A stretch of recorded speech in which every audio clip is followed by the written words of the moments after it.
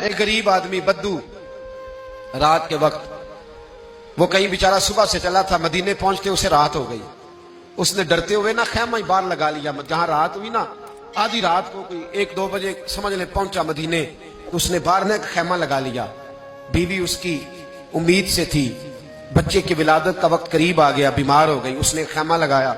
بیوی اندر ہے. حضرت عمر فاروق گشت پہ تھے رات کو، ساتھ ایک غلام تھا. حضرت عمر فاروق رضی اللہ تعالیٰ عنہ کہنے لگے وہ آگ جل رہی ہے تھوڑی سی، پتہ کرو کون ہے. تو آپ کا غلام پتہ کرنے گیا تو بدو نے ڈانٹ دیا، کہنے لگے جاؤ تمہیں کیوں بتاؤں. حضرت عمر خود گئے، کہنے لگے مسافر بھائی بتا تو صحیح. کہنے لگا جی چھوڑے، میں آپ کو کیوں بتاؤں، میں کون ہوں، کیسے آیا ہوں. فرمایا خیمے کے اندر سے کراہنے کی آواز آتی، کوئی درد سے چیخ رہا ہے، بتا ہمیں بات کیا ہے. کہنے لگا جی میں فلاں بستی فلاں علاقے کا ایک غریب ہوں، امیر المومنین عمر فاروق سے ملنے آیا ہوں، اور رات ہو گئی ہے تو یہاں خیمہ لگایا ہے، صبح میں ان سے مل کے چلا جاؤں گا. تو رات کو تکلیف دینا پسند نہیں کیا، تو میری بیوی امید سے تھی، اب بچے کی ولادت کا وقت قریب ہے، پاس کوئی نہیں. حضرت عمر کہنے لگے تو ٹھہر میں ابھی آیا. چہرے پہ نقاب ہے، اسے بتایا نہیں میں ہی امیر المومنین. عمر دوڑے گئے، اپنی زوجہ سے کہنے لگے اگر تجھے بہت بڑا اجر مل رہا ہو تو حاصل کرے گی. کہا کروں گی. تو کہنے لگے چل پھر میرے ساتھ، بہت بڑا اجر ہے. ایک دوست کے ہاں ولادت کا وقت ہے، ضرورت کی چیزیں ساتھ لے لو. اس عورت نے تھوڑے دانے لے لیے، گھی لے لیا. حضرت عمر سے کہنے لگی لکڑیاں اکٹھی کر لیں. امیر المومنین، کونسلر کی بات نہیں بتا رہا آپ کو، میں آپ کو ایم پی اے کی بات نہیں بتا رہا، ایم این اے کی بات نہیں بتا رہا، جو 10 گاؤں کو ملا کے چیئرمین بنا ہے اس کی بات نہیں بتا رہا. اس کی بات بتا رہا ہوں جو 22 لاکھ مربع میل کا حکمران ہے. اس کی بات بتا رہا ہوں جو گلی سے گزرے تو شیطان رستہ ہی بدل جاتا ہے. اس کی بات بتا رہا ہوں جس کے بارے میں میرے مصطفیٰ کریم صلی اللہ تعالیٰ علیہ وآلہ وسلم نے فرمایا میرا عمر تو وہ ہے کہ 950 سال حضرت جبریل بھی اس کی شان بیان کریں تو عظمت ختم نہیں ہوتی. اتنا بڑا شخص. حضرت عمر نے لکڑیاں اکٹھی کی، اینٹوں کا روڑے لے کے چولہا بنایا، پہنچ گئے. آپ کی زوجہ کہنے لگی یہ تھوڑے دانے ڈالنے، گھی ڈالنے اور ایک لکڑی لے کے اس کو ہلائیں، تیار کریں.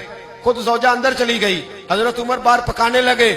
وہ بدو کہتا ہے میں اس طرح کا ان کے ساتھ بہیو کرنے لگا جیسے کو کسی چوکیدار کے ساتھ نہیں کرتا. میں نے سمجھا جی عمر نے چوکیدار رکھے آنے جانے والے مہمانوں کا.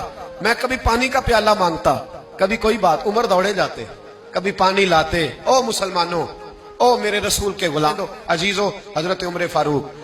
وہ غلام کہتا ہے میں عمر سے کہتا، میں کہتا غلام پانی لا تو عمر دوڑ کے پانی لاتے. میں کہتا تجھے گھی پکانا بھی آتا ہے، پہلے بھی کبھی پکایا ہے؟ تو عمر فرماتے کوشش تو کر رہا ہوں. میں کہتا پہلے بھی کبھی تیری بیوی نے یہ کام کیا ہے؟ تو حضرت عمر کہنے لگے مجھے یاد نہیں، پوچھ کے بتاؤں گا.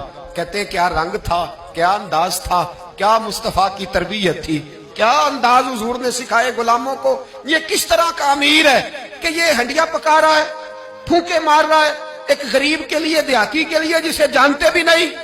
اندر اس شخص کی بیوی کے ہاں بیٹا پیدا ہوا تو حضرت عمر کی بیوی اندر سے بول کے کہنے لگی امیر المومنین مبارک ہو، آپ کے دوست کے ہاں بیٹا پیدا ہوا ہے. جب کہا نا امیر المومنین مبارک ہو تو وہ شخص کہتا ہے میرے ہاتھ کانپنے لگے اور میں اس طرح دوڑا کہ میری پگڑی گر گئی. میں دوڑا تو عمر نے بلایا، کہا کدھر جاتے ہو؟ کہنے لگا آپ امیر المومنین ہیں، آپ امیر المومنین، آپ عمر ہیں.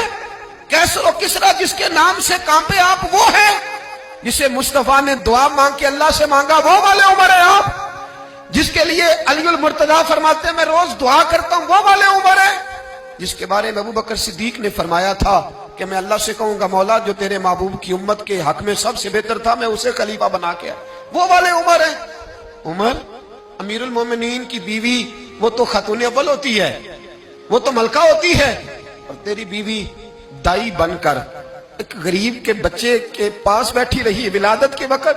عمر امیر المومنین ہو کے تیری داڑھی ساری دھومے سے بھر گئی تو ڈیوٹی کرتا رہا. تو سیدنا عمر رو پڑے اور اس بدو کو سینے سے لگا کے کہنے لگے تجھے پتہ نہیں تو کہاں آیا ہے، اس شہر کا پتہ ہے؟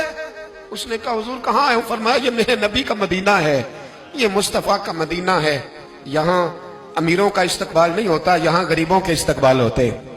یہاں حضور نے اس اسٹیٹ پہ میرے رسول پاک نے وہ والا رنگ دیا ہے کہ اب غریب سر اٹھا کے جینے لگے ہیں، اب مزدوروں کو عزتیں ملنے لگی ہیں، اب یتیموں نے سر اٹھا لیا ہے کہ ہمارا کوئی سننے والا آ گیا ہے.